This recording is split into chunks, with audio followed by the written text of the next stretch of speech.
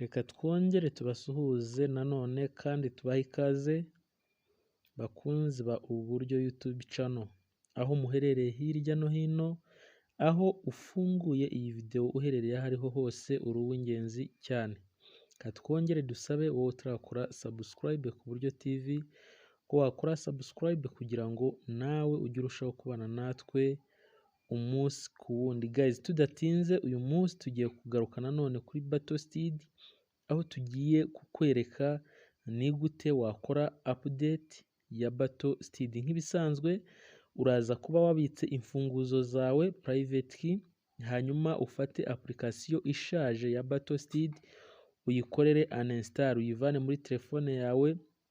Nusoza uraza gusanga muri link ya video hano muri video description, uraza kuhasanga link igufasha kongera kudownloadinga application ya Battle Steed. Ku mushya rero we aranyura kuri create account, hanyuma wowe uri ku updatinga application yawe ya Battle Steed uraza kujya hano handitse login, kuko usanzwe ufitemo account wowe uri bukore login, hanyuma utegereze hafunguke. Icyo usabwa ni ukuba waje wakopiye za private key zawe aho wazibitse, urinjira hano muri application nshya wamaze kuzikorera copy kugira ngo uze kuzifashisha mu kuristoringa account yawe ya mbere. Ahangaha nkwibutse ko iyi application ni new version ya Battle Steed turi gufungura.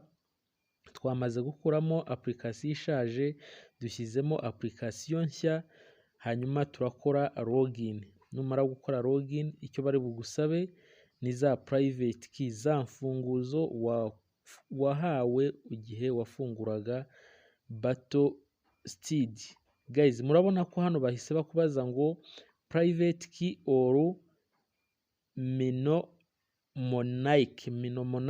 Ahangaha enter the private key, hanyuma urahita, kubera ko wamaze gukora copy, uraza hano handitse enter, upestinge za private key zawe, upestinge za mfunguzo zawe.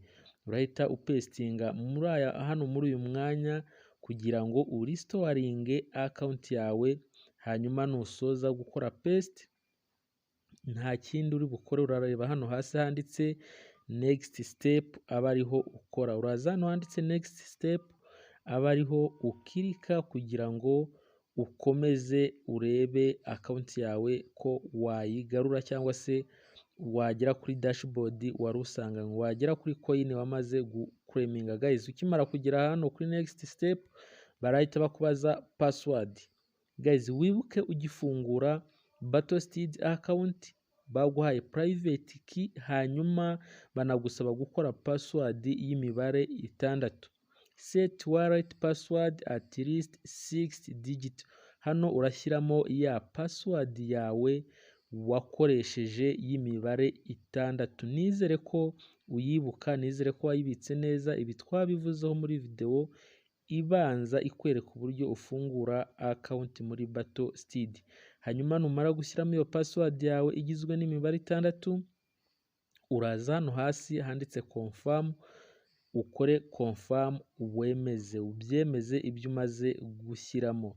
Guys, ukimara gukora confirm urahita ugera kuri tableau wakoreyeho claim tableau, navuga wa miningeho coin za Battle Steed. Nkuko mubibona rero njye mfiteho coin 460 ari byo bingana n'amadolari 9,200.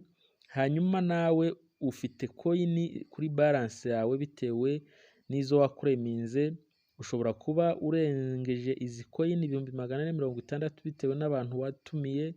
Ni nayo mpamvu nongera kugushishikariza wowe wamaze gufungura account muri Battle Steed ko wakomeza kwemvita n'abandi kugira ngo wigwizeho amacoin menshi ya Battle Steed. Still nawe utarakreya account ukaba ukurikirana channel yacu, urebe muri video description urahasanga link igufasha gukreya account muri Battle Steed.